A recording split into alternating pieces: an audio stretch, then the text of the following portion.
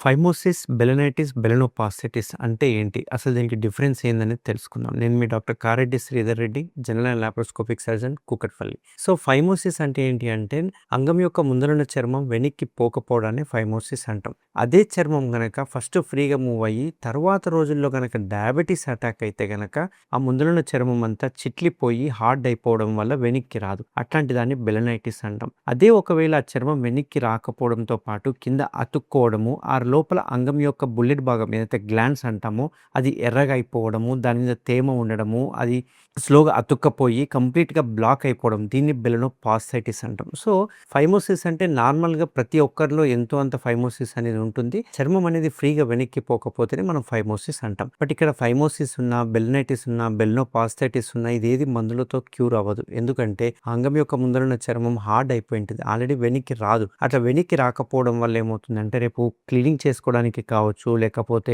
Intercourse అప్పుడు గానీ చాలా ఇబ్బందవుతుంది. ఈవెన్ మాస్టర్బేషన్ అప్పుడు కూడా చాలా ఇబ్బందవుతుంది. ఇట్లాంటి వాళ్ళకి ఒక్కొక్కసారి రక్తం కారడము, వెనక్కి రాకపోవడము, సరిగ్గా క్లీన్ చేసుకోకపోవడము, దురదలు పెట్టడము, ఒక రకమైన ఫౌల్ స్మెల్ రావడము, సివియర్ ఇచ్చింగ్ ఉంటుంది. ఆ లోపల గ్లాండ్స్ భాగం అంటే ముందున్న హెడ్ భాగం చూస్తే గనక ఎర్రగా అయిపోవడము, చిన్న చిన్న పింపుల్స్ గుల్లలు లాంటివి రావడం ఇవన్నీ మనం చూస్తూ ఉంటాం. ఈ బెలనైటిస్, బెలనోపాస్టైటిస్ ఉన్న వాళ్ళకి ఒక్కొక్కసారిగా అది అంటే 3.5-8% క్యాన్సర్‌గా కన్వర్ట్ అయ్యే అవకాశాలుంటాయి. అందుకే మనం ఏం చేస్తామంటే ఇట్లాంటి వాటికి శాశ్వత పరిష్కారం ఏదైతే ఉందో దాన్ని సుంతి ఆపరేషన్ అంటాం. అంటే ఆ ముందరున్న చర్మం ఏదైతే పాడయిందో, ఆ బల్బు మీద ఉన్న చర్మం పాడయిందో దాన్ని తొలగించడం జరుగుతుందన్నట్టు. దీన్నే మనం సర్కంసిషన్ సర్జరీ అంటారు, సుంతి అంటారు, ఖత్నా అని చెప్పి అంటూ ఉంటారు. సో, ఈ సర్జరీ చేయడం ఇంతకుముందు చూస్తే గనక కోత మెథడ్ ఉండేది. కోత మెథడ్‌లో మనకు విపరీతమైన రక్తస్రావం అయ్యేది.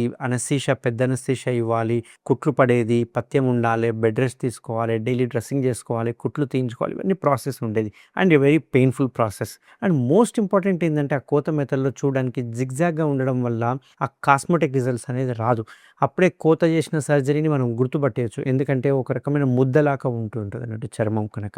సో, అదే మన ట్రీట్మెంట్ రేంజ్ హాస్పిటల్‌లో మనం చేసే లేటెస్ట్ సర్జరీ ఏదైతే ఉందో దాన్ని కేఎస్ఆర్ స్టేప్లర్ సర్కంసిషన్ సర్జరీ అంటాం.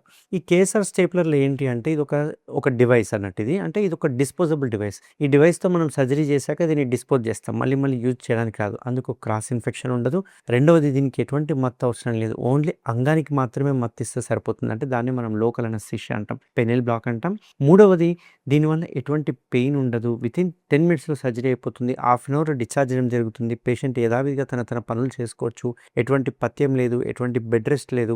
ఎటువంటి డ్రెస్సింగ్స్ ఉండవన్నమాట. అంతేకాకుండా కాస్మెటిక్ రిజల్ట్స్ చాలా ఇంపార్టెంట్. ఇప్పుడు కోత సర్జరీలో చెప్పాను. అంత జిగ్‌జాగ్ అయిపోవడము, ముద్దలాగా అయిపోవడం. బట్ ఇందులో ఒక లైన్ లాగా ఫార్మ్ అవుతుంది. స్కార్ కూడా గుర్తుపట్టరానంత సన్నటి స్కార్ ఉంటుంది. దీనివల్ల అడ్వాంటేజ్ ఏందంటే చూసినా గానీ ఎటువంటి జిగ్‌జాగ్ అంతా కనపడకుండా కాస్మెటిక్‌గా చాలా చూడడానికి అందంగా ఉంటుందన్నట్టు. సో, దీనివల్ల మనకు రక్తస్రావం ఉండదు, పెయిన్ ఉండదు, సర్జరీ చేసినట్టు ఫీలింగ్ ఉండదు.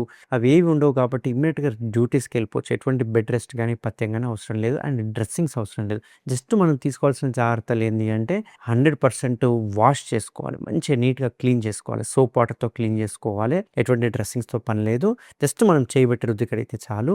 ఎరెక్షన్ అవ్వకుండా చూసుకోవాలి. అంగం గట్టి పడకుండా చూసుకోవాలి. ఫీలింగ్స్ రాకుండా చూసుకోవాలి. అట్‌లీస్ట్ ఒక 15 డేసు.